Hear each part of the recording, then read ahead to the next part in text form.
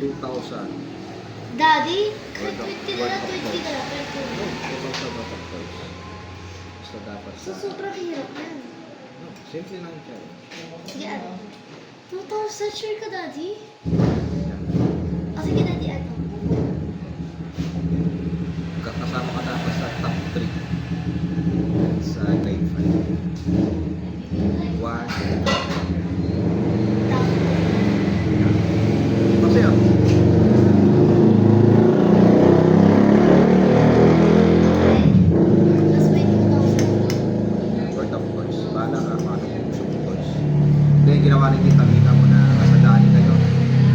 Kaya na sa Toy Kingdom. Sarap ng Toy Kingdom.